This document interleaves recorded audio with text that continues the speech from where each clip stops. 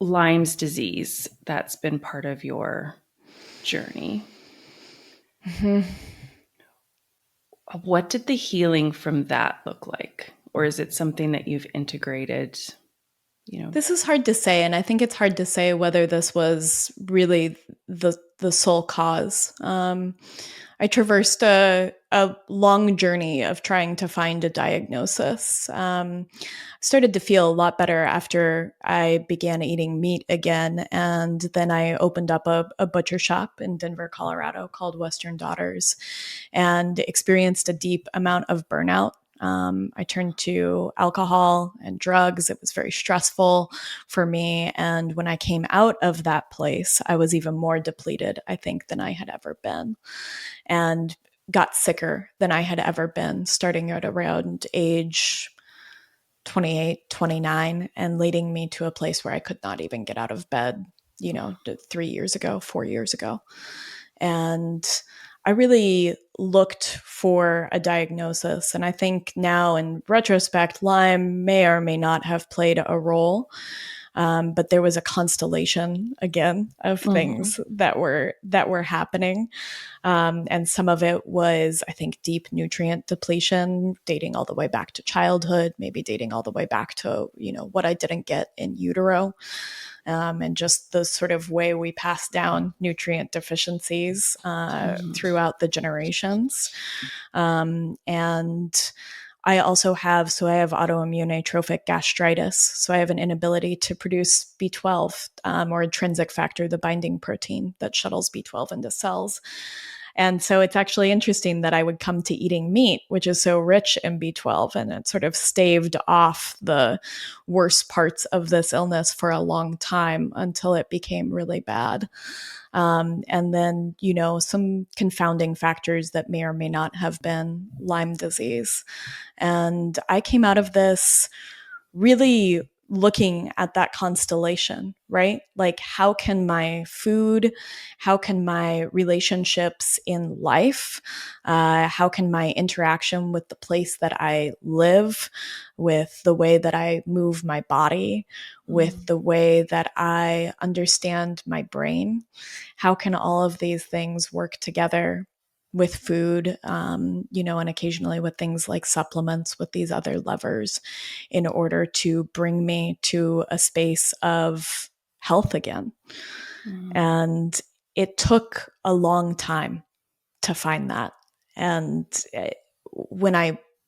this last year, I have experienced just healing in leaps and bounds that I never imagined possible. Is there one core piece that surprised you that has led to deep healing? Yeah, there is. I actually think it was starting the podcast, and this is gonna sound kind of funny, but this had been a dream of mine for many years, and I had made a lot of excuses for why I wasn't ready for that dream, why I wasn't enough for that dream. I wasn't smart enough. I was too anxious and, wasn't calm enough. I didn't know enough. I was, too socially inept to do this, and kept looking for these excuses. And I had held it in my heart for 5 years.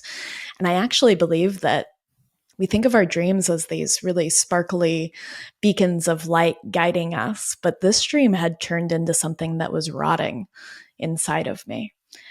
And through the action of doing it, I feel that there was a lot of healing, and also a lot of surrendering and letting go of something that needed to be let go of, and allow me to grow into a different space.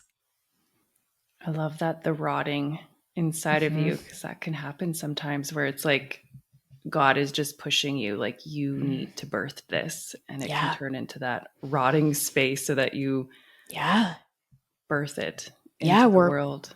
We're holding on to something, right? It's eating away at our insides. It's a constant gnawing and nagging, and to allow that to come into the world instead as a creative force is, just like you said, it's an act of birthing something into the world. And I think too, it's an act of letting a different part of ourselves die.